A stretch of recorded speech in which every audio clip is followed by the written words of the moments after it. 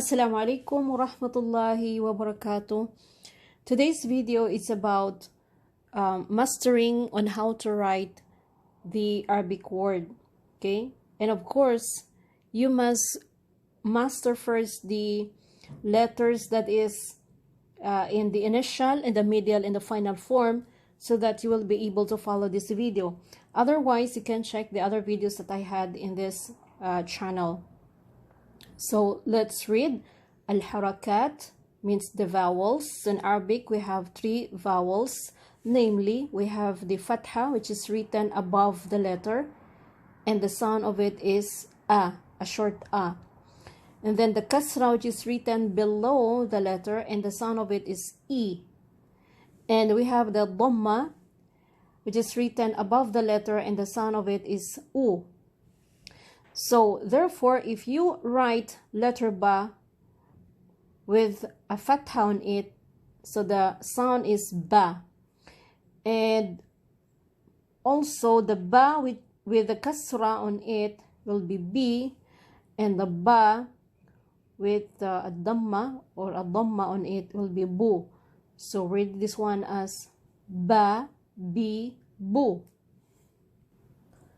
And the next lesson that we need to review is about the al-mudud, the long vowels, no, al-mad. So there are 3 long vowels in Arabic. We have the alif sukun. This is alif sukun, and waw sukun, and ya sukun. And we will be able to distinguish that these letters are one of the Arabic vowels, because if it is alif sukun, it preceded by fatha. So there is a letter fatha before it. And then if it is long vowel u or long vowel dhamma, it preceded by dhamma also, small waw on top of the letter. And if it is kasra, mad bil ya, it is also preceded by kasra. So now let's have the example. So here in alif sukun, okay, mad bil alif, let's say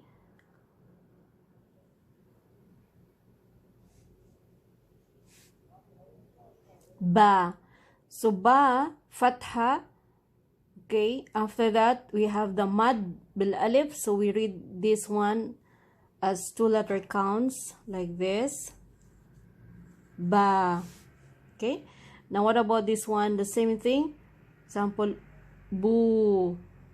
Okay, there is a dhamma there, and this is the sukun, and then we read this one as bu. And also here the mad bil kasra, we say b. Okay, so even though we cannot see any of these, even though if you don't see the alif has a sukun, or the waw or the ya has its sukun, it is considered as mad if it has, you know, for example, the alif, it has a fatha, and the waw, okay, it has a dhamma, and the ya has a kasra on it. So this will be the long vowels. So this is B, like that. So another example, if you want to say babun, babun, ba, bun, or bab. So this means a door. Another example is, let's say Musa. Okay, the name Musa, mim, dhamma, and then the long vowel of the waw, which is sukun, and then sin, and then we have this one, Musa, Musa. So here, this shape, inshallah, we're going to have another separate video on this. So right now, this is how we are going to pronounce the name Musa. Okay, that's a long vowel of the dhammah here.